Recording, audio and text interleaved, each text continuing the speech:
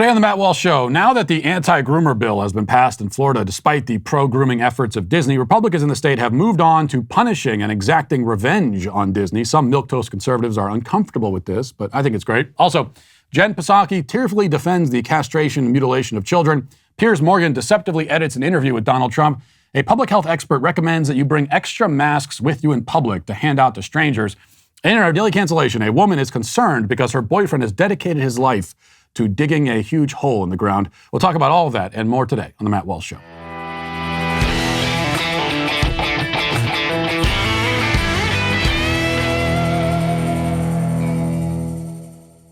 You know, I don't know what it is about the left, but they straight up hate when you eat meat. When the supply chain and inflation cause meat prices to soar, their response isn't to solve the supply chain and inflation, it's to tell you that this is the perfect opportunity to switch from juicy, delicious, nutritious meat to something called lentils, or worse, bugs.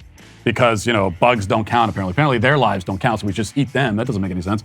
People like Bill Gates and outlets like Time Magazine tell us eating bugs is a solution to all of our problems. I've realized something. It's not enough to not eat bugs. You have to be anti-bug eating. And I say this as someone who has eaten the bugs before, and I do not recommend it.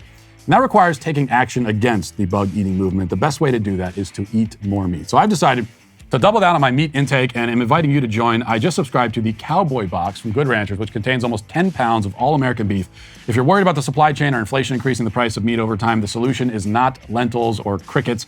The answer is subscribing to Good Ranchers. They lock in your price for life once you subscribe, and they only source from American farms. So please don't let the vegans and bug eaters win. We need to double down on eating meat, literally. Go to goodranchers.com and enter promo code Walsh at checkout for $30 off your first order. That's code Walsh at goodranchers.com for $30 off your first order.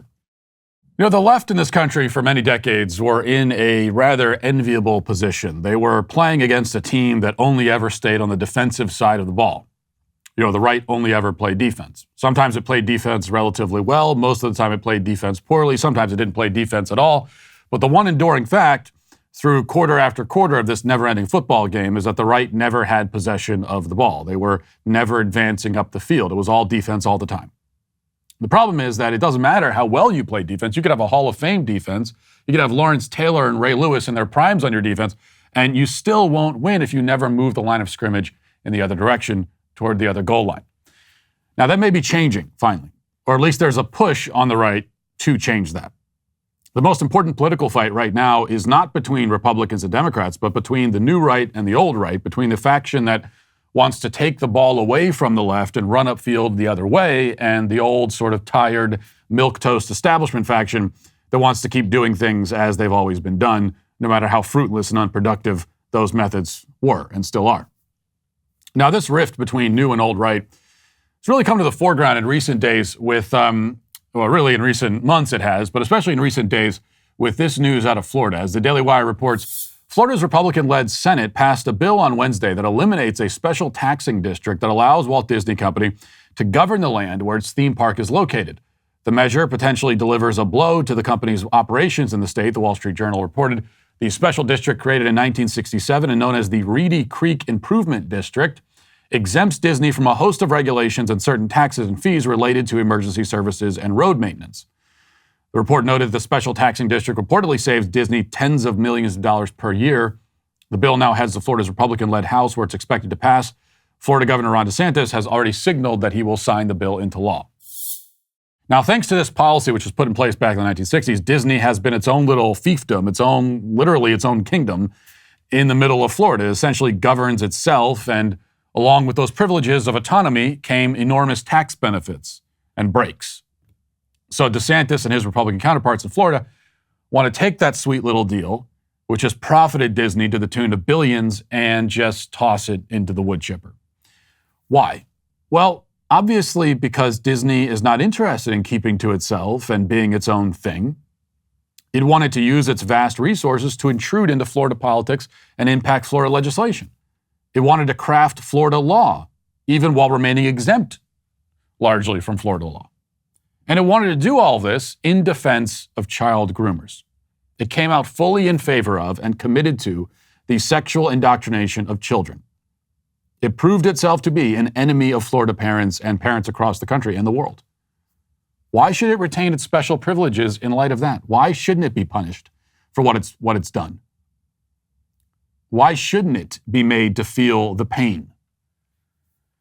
Defense is simply stopping Disney's intrusion. It's just saying, no, you can't do that.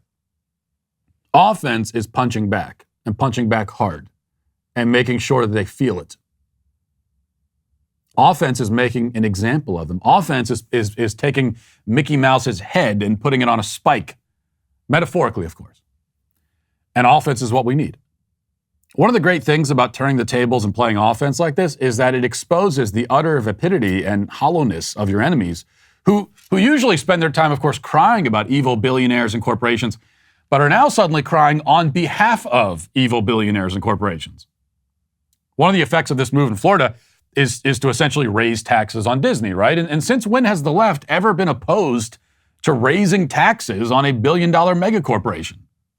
Well, since right now, this moment, because they are a bunch of dishonest hacks.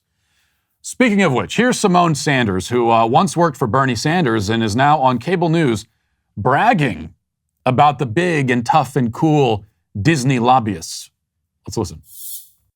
I know bashing corporations is popular left and right these days. I'd be careful going. Oh, my money is on the Disney lobbyists, honey. Would you my money is on the Disney lobbyists. Do you think those state legislators down in Florida are going to bend to the will of the governor? Did you see what Jared Polis said? He'd love a Rocky Mountain Disney. But by the way, the Florida legislature, the state Senate, just passed this bill to strip Disney of its special access. So from eat the rich to, yay, go Disney lobbyists. A slight rebranding there, you might say. If these people had any credibility to begin with, it would be burned to ash right now. Yet some voices on the right are taking up this cause alongside these leftist hypocrites defending Disney. For example, writing for the National Review, Charles C.W. Cook calls the move to take away Disney's privileges grotesque and ugly. He says there's no need for Republicans to punish Disney or, quote, take revenge or, quote, salt the earth. We shouldn't be doing that, he says. Well, on the contrary, Charles, that is exactly what we need to do. Meanwhile, conservative radio host Eric Erickson tweeted, quote, kind of at the point of thinking this is where the right begins to overplay its hand on the woke stuff where GOP takes away the Disney tax district. The left had been the bullies, the right won. They risk looking like sore winners. The voters hate bullies more than policies. I once again disagree. You're right, the left had been the bullies. It's time for the right to be the bullies. Rather than complaining, oh, you're being a bully. Now, see, you want the other side, you actually want the other side to accuse you of that. You want to put them in a position where they're saying, you're bullying us. Because that is a losing proposition. That's literally a loser's talking point. When you're stooping to having to accuse the other side of being bullies, that means you're losing.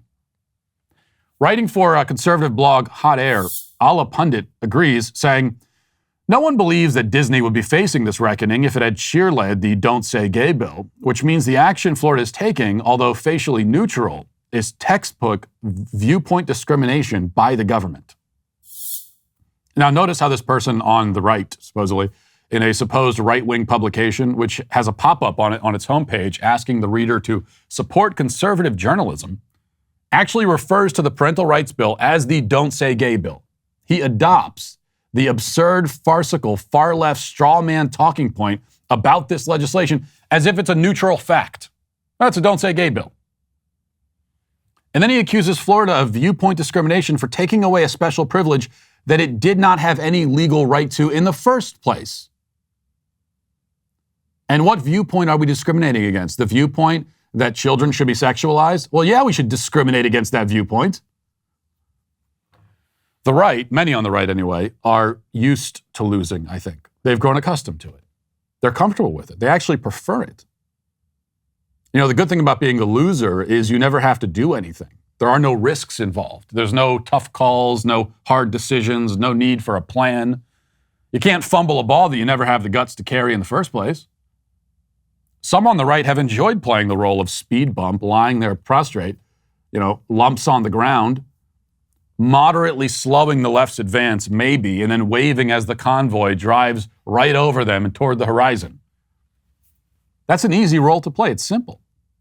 It's safe as long as you don't mind the tire marks on your face. Not a lot of dignity in it, but who cares about dignity? I mean, they certainly don't. Some of us do, though. Some of us also, if you can imagine it, actually believe what we're saying. We believe in the things we're fighting for. When we talk about kids being groomed and abused and indoctrinated, we believe that. We're not just saying it, we believe it. That's another thing that I think a lot of people on the establishment, the old right, that's something they can't believe and don't understand because they're so used to just sort of saying things, whether they believe them or not.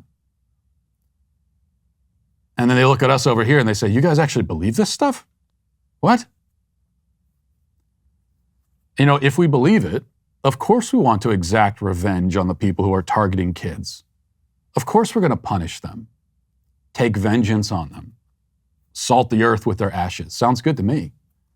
That's what you do when you really care, when you really mean it, when you really understand the stakes, when you actually want to win. And we want to win. If you don't, then lie back down, speed bump, and let the rest of us do what needs to be done. We don't need your help. And we don't want it. Now let's get to our 5 headlines.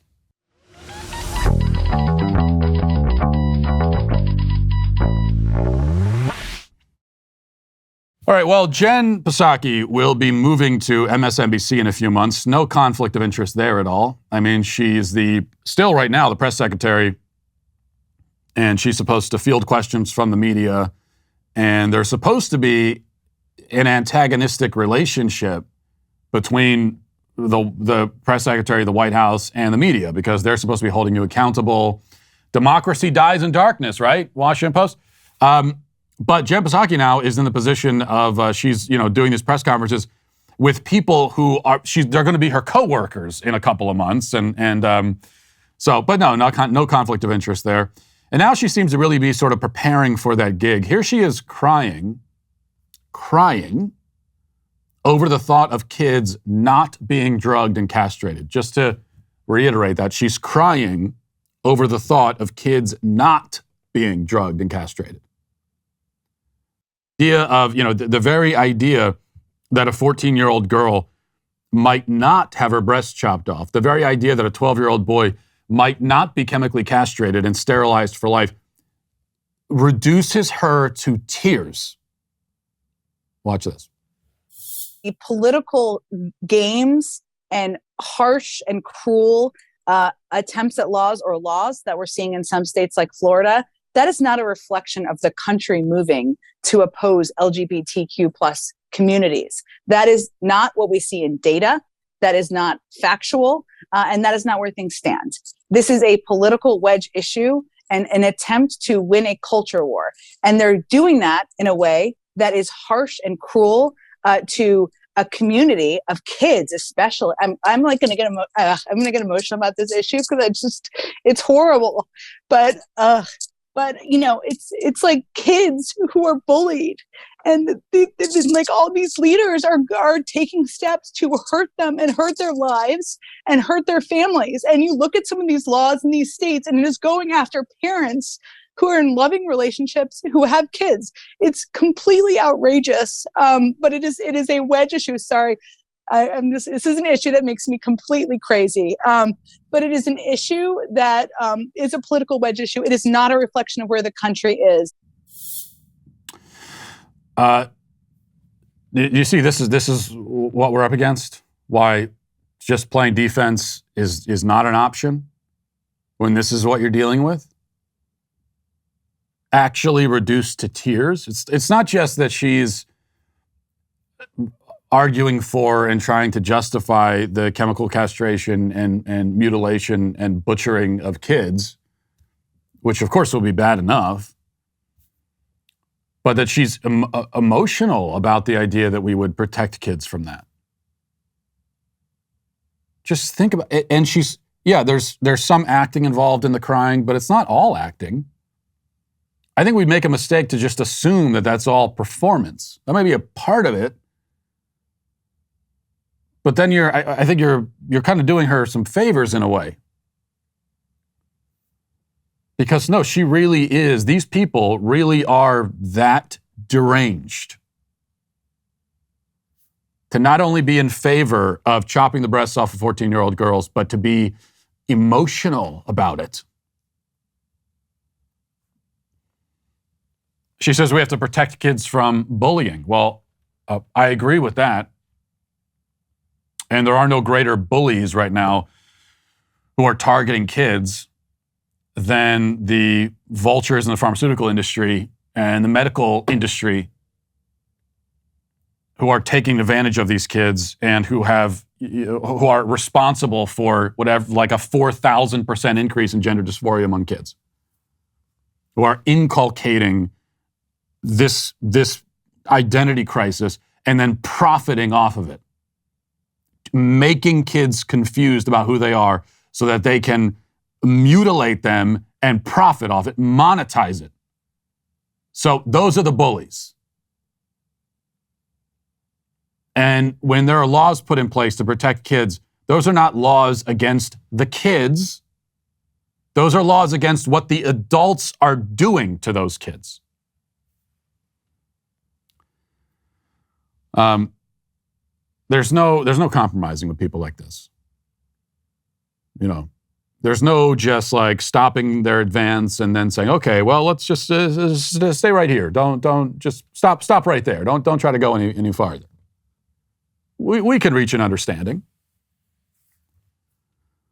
No, these people have to be destroyed and humiliated and shamed.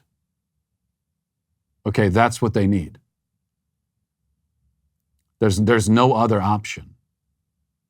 What other option is there for someone who would be in tears, tearfully defending the mutilation of kids? Staying on this note here, Nicole Wallace on MSNBC is so upset about the parental rights bills that we've seen in Florida and other places that she actually compared the parental rights bills giving parents rights over their own children and stopping government employees from talking to 6-year-olds about sex. She compared that to child rape and war crimes. Listen. And I worry that in covering Glenn Youngkin and his politics of parental choice, all the focus was on how well it worked. And even in our conversations about DeSantis, it's about how well they're serving him. The truth is, dehumanization as a tactic for politics is from war. Dehumanization is a tactic. It's being used right now. The Russians get their soldiers to rape children by dehumanizing them. Dehumanization as a practice is a tactic of war. It's being deployed in our politics, and people like you and I sometimes lose the plot and admire its effectiveness, not its substance, but even the analysis of these tactics loses sight of what this speech brings us back to, which is that dehumanization has a cost right now, as it's being deployed. There are children, and Chasten Buttigieg made this point when Don't Ask, Don't Tell was introduced. Kids will die. Kids will die. Kids will die if we don't groom, indoctrinate, abuse, and sexualize them. That's what she's saying. Because, and I think we should be very clear about what all this is.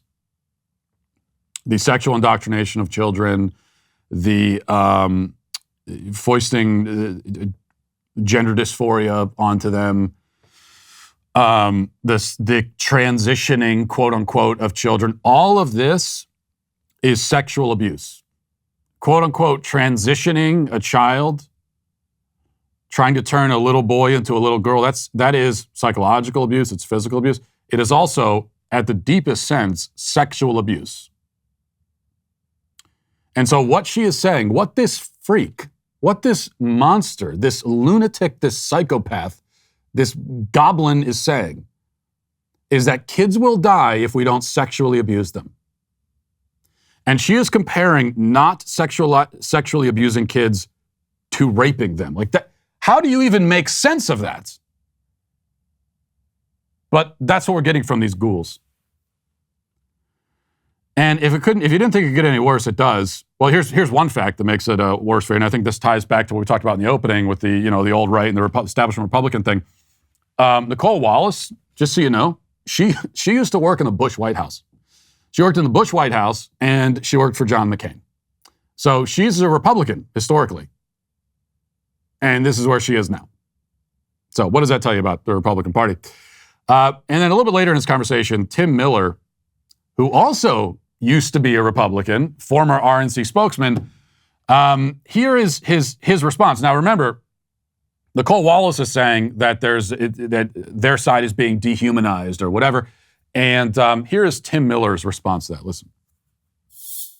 With what Mallory was saying, right? Carville, I think, said on this network yesterday, Republicans are weird, and we need to call them weird, right? And so I think there has to be a humanizing of your side, but plus going on offense a little bit on the other side, right? And if part of the reason why Glenn Youngkin was elected was because parents were uncomfortable with what some of the school board judgments are doing, do you want the people that charge the Capitol deciding what the math books are going to be? That's not popular. Right, like these weirdos that are talking about Mickey and Pluto making love and all this sort of weird stuff that they're talking about and all this sort of extreme stuff they're talking about. Nobody wants them deciding what's in the math books either, right? So I think that there is a way to push down and to limit the strength of their argument by pointing out just how odd and how extreme it is, and then by humanizing yourself as well, and by pointing out the families that are going to suffer from this. Look, anybody who has a kindergartner, 5-year-old, look, I've got a 4-year-old. She's always asking, what Tommy has one dad, like Tommy's grandma picked up, what's the deal with that family? Anybody who has a kindergartner knows you can't ban discussion of different families from a kindergarten classroom. Oh, they're weird. They're so weird is his answer. Now, what he really wanted to say, and he kind of stopped himself, because he said, yeah, we have to humanize our side and then go on offense. What he actually meant to say is, what he was trying to say, what he was clearly saying is, we want to humanize our side and dehumanize the other side. That's what he was really saying there, pretty clearly. And that was in response to Nicole Wallace's whole speech about how the Republicans are dehumanizing people. Tim Miller responds by saying, well, we need to dehumanize them, and she's laughing and nodding along. Well, of course we're going to dehumanize them. I mean, obviously. They're not people. They're not humans, so we can dehumanize them. But remember what I said yesterday, that anytime they make a statement about, especially if they're decrying the way that people are treated, there's always the asterisk, because there's always that clause at the end, which is, it's wrong to dehumanize people unless they deserve it. It's wrong to be intolerant and hateful unless they deserve it. It's wrong to take away their human rights unless they deserve it. So you see that yet again. But he says that, Republicans are weird. They're weird for this. Okay, give me some examples. And by the way, I'm fine, Tim Miller, you pervert freak. I am fine with having the conversation on this ground here. It's what you want, right? You want to throw accusations back and forth, have a contest over who's more of a weirdo? Perfectly fine. Because prior to this, the response usually was, like, if we accused you of being weird and bizarre, then what we'd hear from the other side is, well, you shouldn't call people weird and bizarre, and that's a bad thing to do. We should be accepting of people. So it seems like you're tossing that out now, and you're saying, no, that's a legitimate charge to make against somebody. And now it's just a contest to figure out who the weird ones are. And I'm really excited to have that conversation. We can have that conversation, Tim. So, but give me some examples, because he goes on for a minute about they're the weird ones, and he doesn't give any examples of the weird. He says, oh, these are the people who charge the Capitol. Actually, they're not. Glenn Youngkin didn't charge the Capitol. Ron DeSantis didn't charge the Capitol.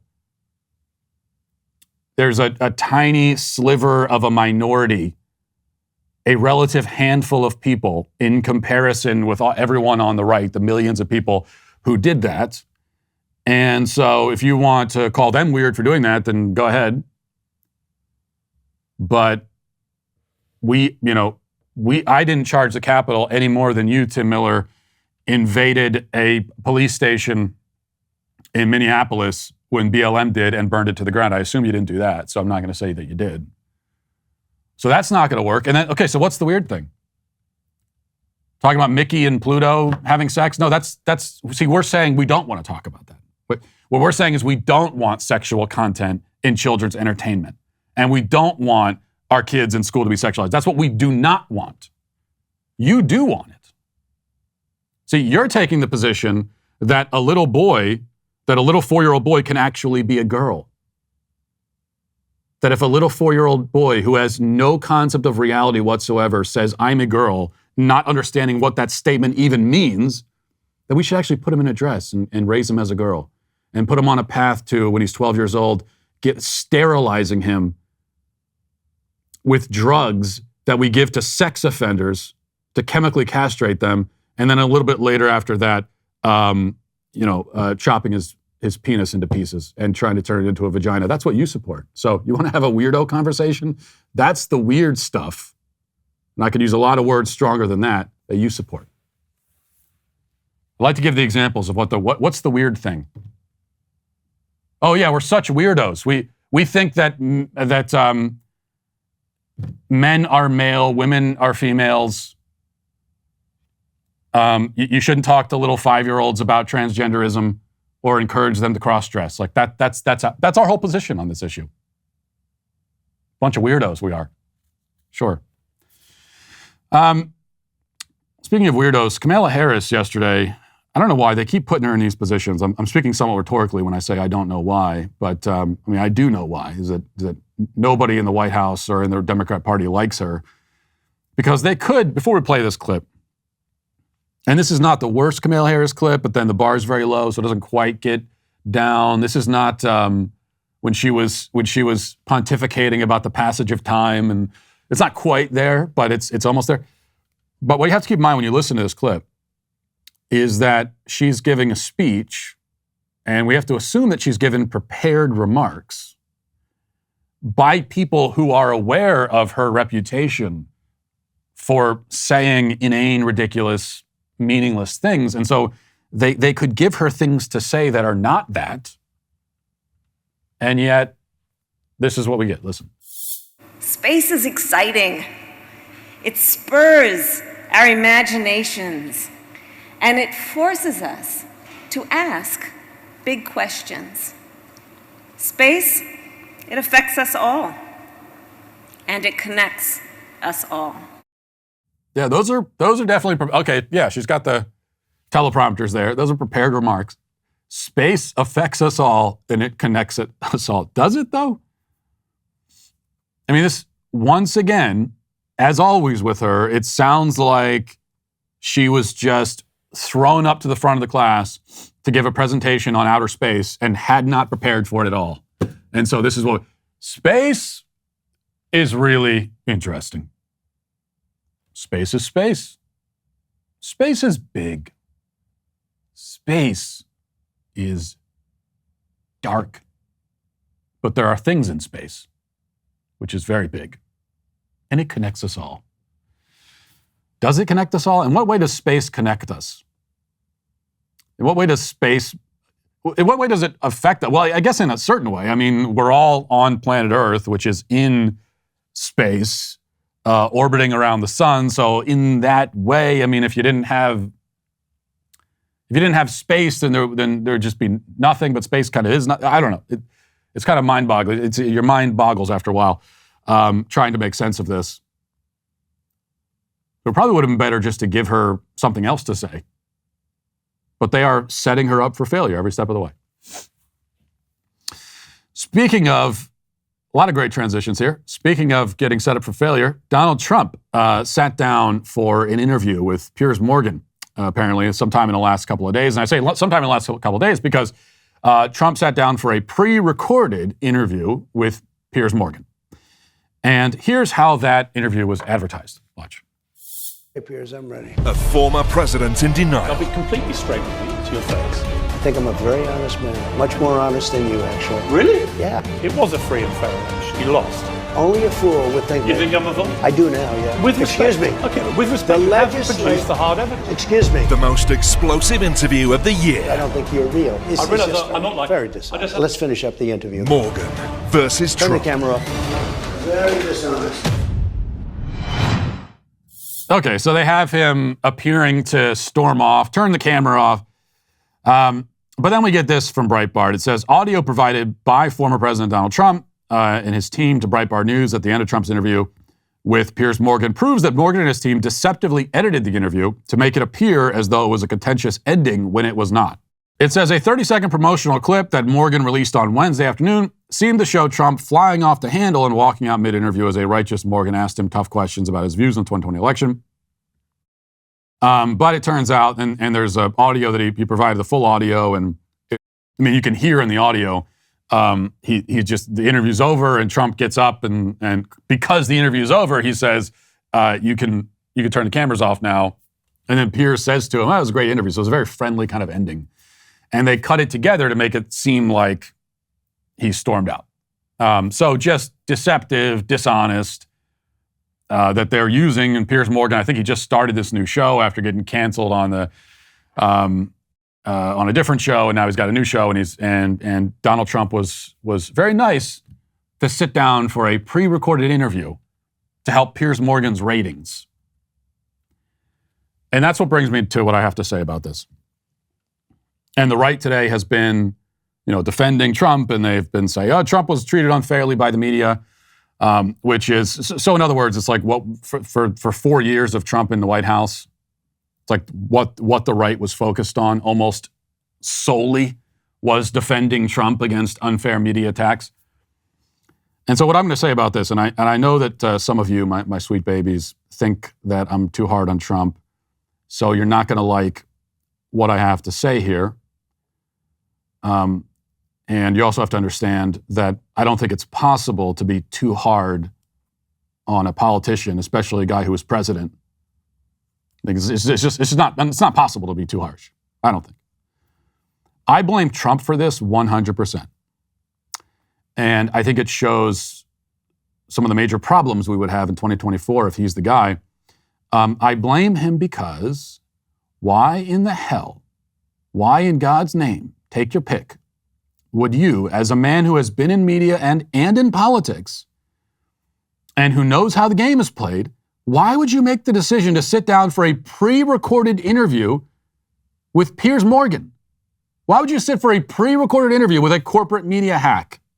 Why? I know what he benefits from it because it helps his ratings, but so that's what you're doing? You're trying to help the media with their ratings? Be a nice guy? Tell me why. Now, I've been around for a much shorter time than Trump, and I have much less experience. I would never in a million years do a pre-recorded interview with someone who I cannot 100% absolutely and totally trust. And the number of people that I can absolutely and totally trust in this way is like that number is almost non-existent. Like I would sit down for a pre-recorded interview with somebody here at the Daily Wire, and that's pretty much it. That might be the entire list. And I certainly wouldn't go into someone who disagrees with me politically and do a pre-recorded interview, because then they can do exactly this. They can edit it however they want. Yet Trump decided to do that. He stood to gain nothing. What do you gain from it? Nothing. Yet he did it. And it's the same old story over and over again. I'm just so sick of it. Like Trump puts himself in these positions for no reason, just because like he can't, someone offers him a camera and they flatter him a little bit and say, we'd love you, it'd be a great interview and you'd help our ratings. And he can't say no to that. But you need to be able to say no to that. And he doesn't have anyone in his circle. He hasn't surrounded himself with anybody who will tell him the truth. And if there is anyone to tell him the truth, they get fired. So there's nobody in his circle who would say, no, Mr. President, you cannot do this. You want to sit down live with Piers Morgan? Maybe. But even then, why? Why him? What do you gain from that? You're the most famous guy in the world. You could do an interview with anybody. Why Piers Morgan? What does he give you? And he decides to do it, and then the inevitable happens. And then we have a whole news cycle where the right is focused on defending Trump. And this is like I said, for 4 years, this is what it was. Every day it was Trump's being unfairly attacked by the media again. And meanwhile, what's the left focused on? They're furthering their agenda in education. Getting more gender ideology, more CRT into the classroom. They're focused on that. It's actually not a coincidence that it wasn't until really the end of Trump's term and when he was gone that the right really homed in on these issues in education, gender ideology, especially. Like the school board movement actually paying attention to what's happening locally. That didn't happen until Trump was gone. And the reason for that is it's not that Trump tried to prevent us from focusing on this. It wasn't his intention. It's just that when he's around, it's just for the right, all they do is talk about him and defend him. That's it. While everything else is happening in the world that really matters. This is a perfect example of it. And I'm sorry, I'm just not. Everyone else on the right today can say, oh, Trump's unfairly. Sorry, that's your fault. Don't do that. I would say this to anybody. I would say this to anybody on the right. You sat down for a pre-recorded interview with somebody you can't trust. That's on you. Like, what are you doing? And now I got to defend you? Because you made that dumb decision? For the 50th time? Come on.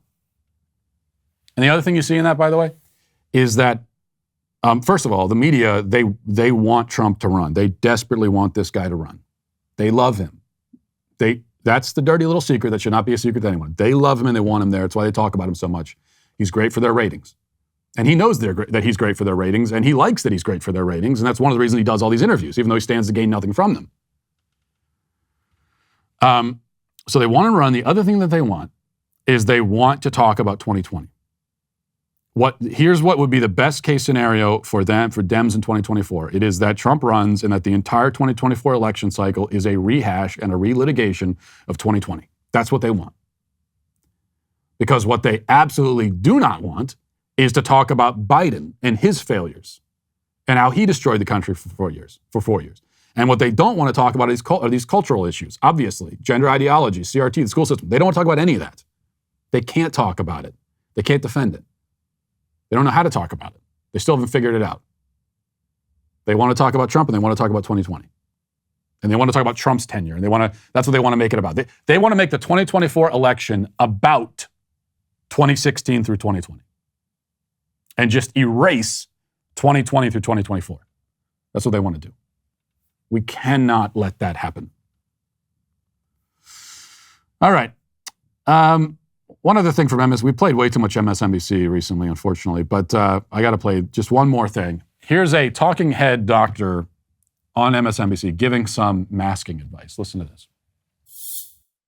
If people want to stay safe, the best thing they can do, high quality masks, and that when possible, carry some extra masks. I know this sounds crazy, but if you tell someone next to you on a plane, KN95 and just say, or surgical mask and just say, I've got an elderly mother at home. I've got a child with cancer at home. Will you please do me a favor? Having the people at least closest to you in that row, protecting yourself and them can be the best safety. So carry some extra masks with you. Carry some rapid tests with you if you're traveling. Carry some tests and some masks. She didn't say, are you giving them the test too when you sit down? Sorry, I don't mean to bug you, but could you just take this, well, first I have a health questionnaire. Could you just check yes or no on this box? It's only 50 questions. And then I'm going to do a little bit of blood work. Here's a rapid test, and here's 3 masks. Would you mind just putting those on for me? I don't mean to impose. Lord, dear Lord in heaven, please let someone try this with me. Please try. I am begging you. Send someone to me next to me on a plane to try to hand me a mask and ask me to put it on. I would love that. I would love the opportunity to respond to that query. And my response will be along the lines of hell no, but maybe a little bit more colorful. I'll probably have a little bit more to say than that, but that's gonna be the thrust of it, really, is what it's gonna be. But of course, the left, they can't get over this masking thing, some of them anyway. Here's Jerome Adams. He's now calls himself a health equity director. He used to be a Surgeon General under Trump, and he posted this today. He says, flying today, a Delta pilot walked by me in the airport and said, take your mask off, man, breathe free. Gotta love that pilot. And he's, why is it those who so strongly felt others were imposing their beliefs in health, wellness, and compassion on them feel so free to impose their belief on others. Well, in what way is he imposing his belief on you? By just saying, hey, take your mask off, breathe free. He's concerned about your mental well-being. He's concerned about you. And then Dr. Emily Riccado, who's an epidemiologist, she tweeted this: in defiance of the mask mandate removal, I'm double masked and bringing some sass to the airport this morning. And then she's got her double masks on, and then she's got a shirt that says, trust me, I'm an epidemiologist. Well, I'm glad to know you're an epidemiologist, but trust, I think I'm going to go the other direction. That's the red flag. That signals to me that I cannot trust you based on the last 2 years of experience. How are you in defiance of the removal of a mandate? Nobody is saying that you can't wear the mask. Now, I think that we should say that, actually. Talk about going on offense, the theme here. I would say it's actually not enough to just get rid of the mask mandates and move on. We now need there to be laws put in place ensuring that no mask mandates can ever be passed again, especially in schools. Every state in the country should be passing laws. Every red state, anyway, or every alleged red state should be passing laws saying you cannot. Mask mandates in school are illegal. And I would even go, because I am such a bully, I would go farther than that, and I would also pass laws banning masking itself. I would say you cannot wear a mask in public unless you need to get unless you have a specific health-related need.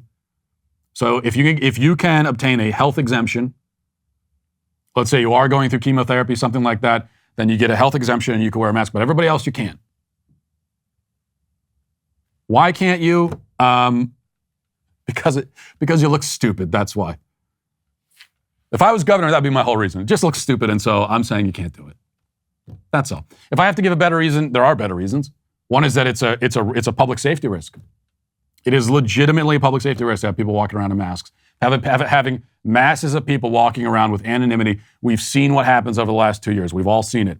The mass looting, the crime wave, all of that is directly connected to the masking. That's why when you watch all these videos of the looting sprees and everything else, whether it was during BLM riots or just these things that happen on their own now in San Francisco and Los Angeles and other places, they're almost always wearing masks.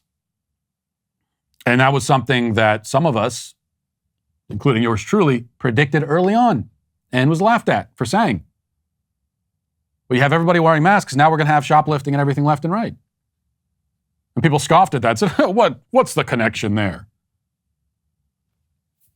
So public safety hazard, that's why. That is, if I had to come up with a better reason than it looks stupid, my real reason would be it's a public safety hazard for people walking around in masks. And what's more, it's also psychological health. We care about mental health these days, don't we? It is bad for mental health to walk around in a mask, and it's bad for other people's mental health to have to see you. It is bad. It is harmful to my mental health when I have to walk around seeing people in masks. So those are my reasons. Let's get now to the comment section. If you're a man, it's required that you grow a beard. Hey, we're the Sweet Baby Gang.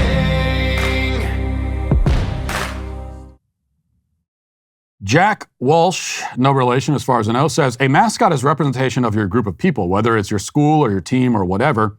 These kids are proud to be represented by Native American symbols and heritage. Look at the reverence they're giving their performance. Why is this offensive in the least? Well, that's exactly the point with all these alleged offensive mascots, Indian mascots.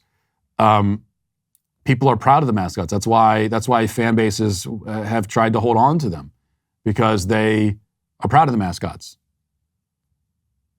And when you make something into a mascot, you make a person into a mascot, that is you. That is reverence. That is you paying homage. That's a sign of respect. As I said yesterday, you don't make a mascot out of something or someone that you think is pathetic, inferior, weak, whatever.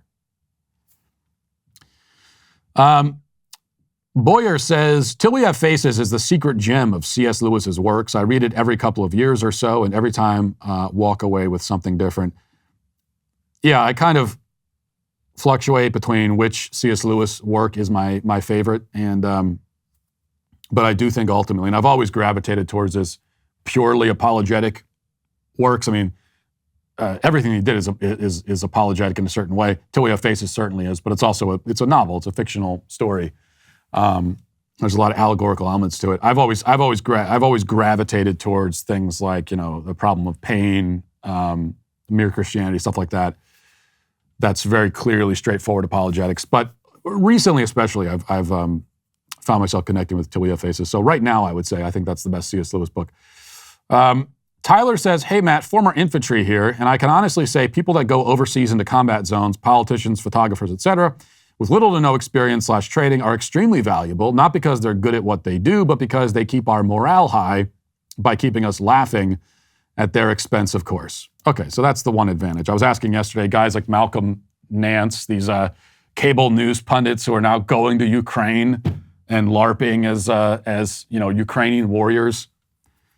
What is the people on the ground there who are actually fighting? Are they happy to see the cable news pundits show up? Someone who's out of shape and 60 years old? Is that like, were they hoping that somebody like that would come and help? And this is the answer, apparently. A little bit of I guess you could use that. Being in that environment, high stress environment, obviously, having a little bit of a comedic break, I think is good. Aiden says, "Matt, I've been crying all day since I heard this heartbreaking news. Pooh Shiesty has been sentenced to 5.5 years in prison. I'm barely able to even type this message due to all the tears on my screen. Hope you're holding up okay." Yeah, you know, I saw this yesterday and I wanted to talk about it, but it was too painful. It was too much. I needed time to process it and pray about it, and I still don't know what to say. My man, Pooh Shiesty, is going to prison for 5.5 years, and that means 5.5 years without his music. I mean, yeah, we have his classics. We have what he has contributed so far to humanity. He's going to contribute so much more. But not having new Pooh Shiesty music, it's kind of unbearable for me. Why is he going to prison? Well, because of racism and because of anti-Pooh bias in the justice system, which is a problem that is not discussed nearly enough. They jammed Pooh up on some phony charges, and now he, an innocent Pooh, is going to prison. It's unconscionable. But here's the good news. If I know Pooh Shiesty, and I do, he's going to endure this hardship with great courage and dignity. I mean, this is Pooh Shiesty we're talking about. A man whose spirit will not be broken easily. So that's the good message. May we all be a little bit more like Pooh Shiesty. And like his friend, Spot 'em Got 'em, who actually, it just so happens, was shot recently, but I think he's okay, as far as I know. Thank God. One tragedy at a time. So, prayers for Pooh. Godspeed, my friend. Come back to us soon.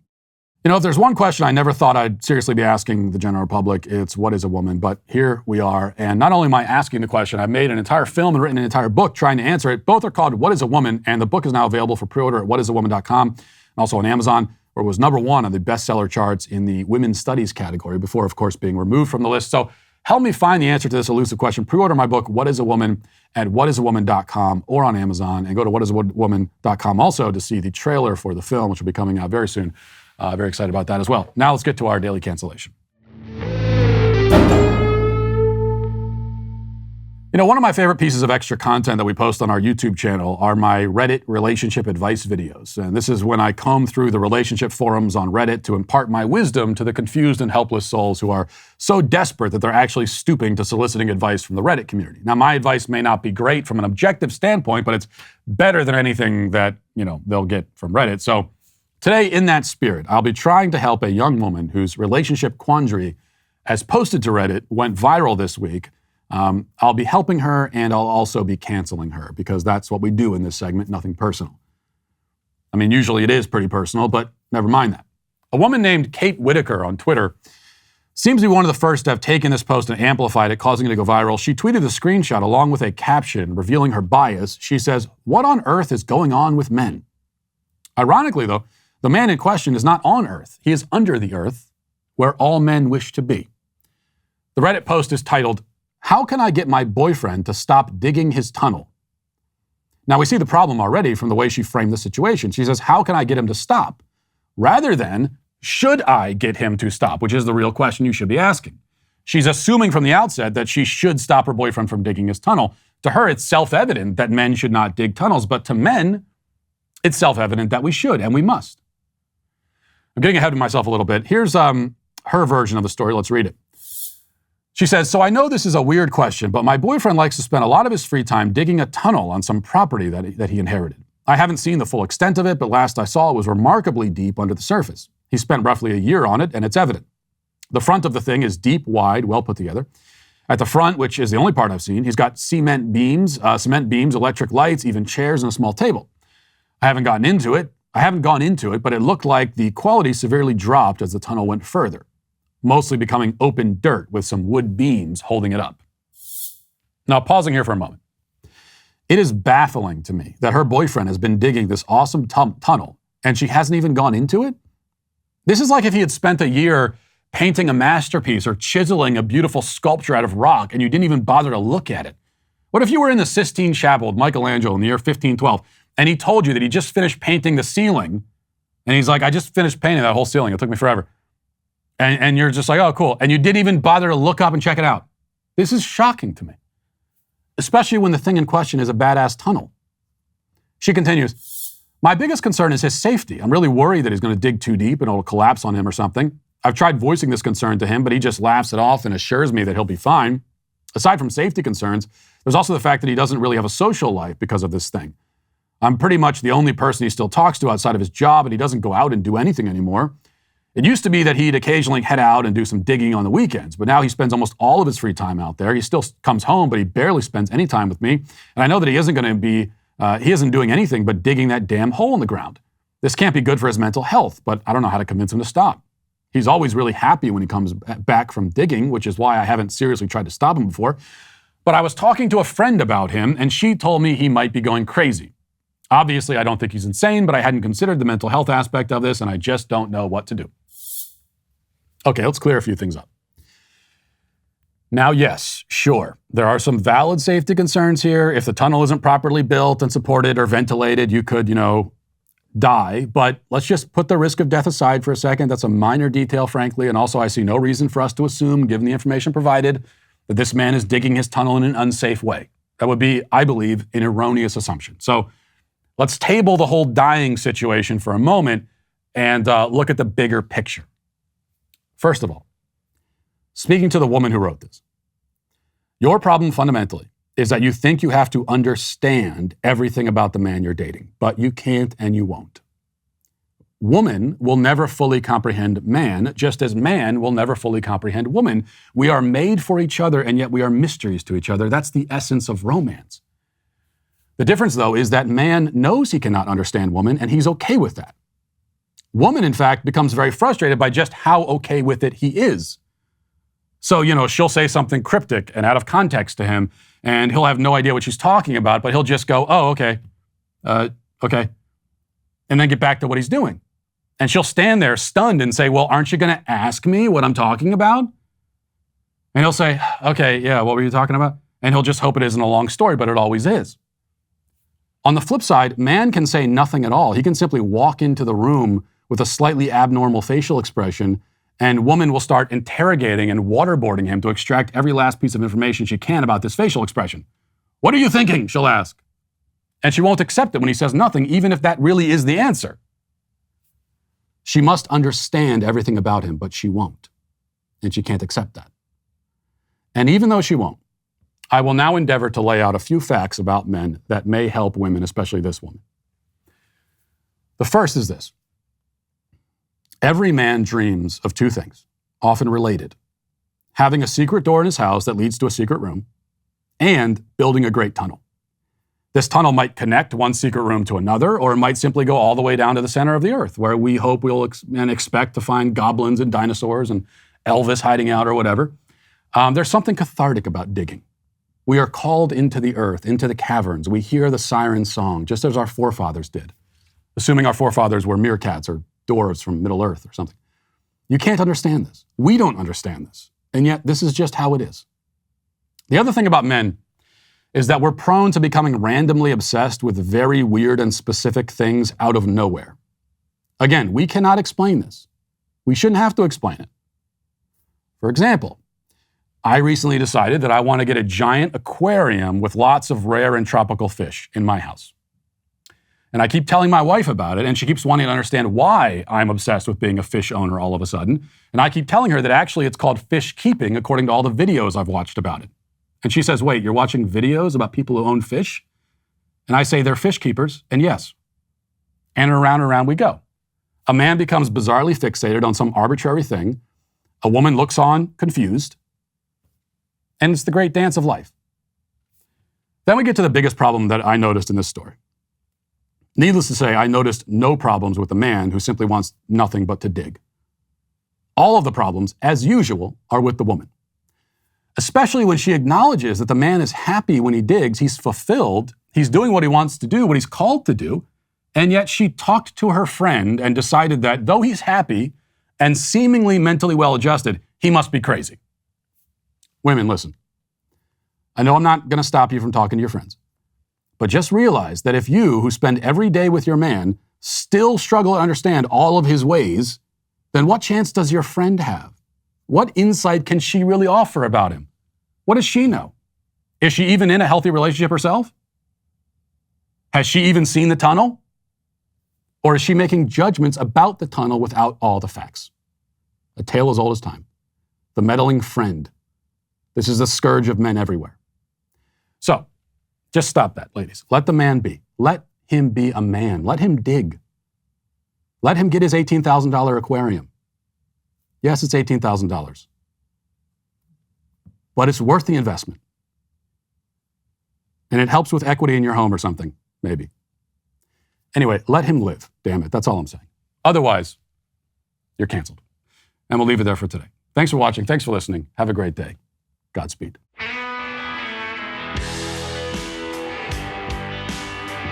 The Matt Walsh Show is produced by Sean Hampton, executive producer Jeremy Boring. Our supervising producer is Mathis Glover, production manager Pavel Vodowski. Our associate producer is McKenna Waters. The show is edited by Robbie Dantzler.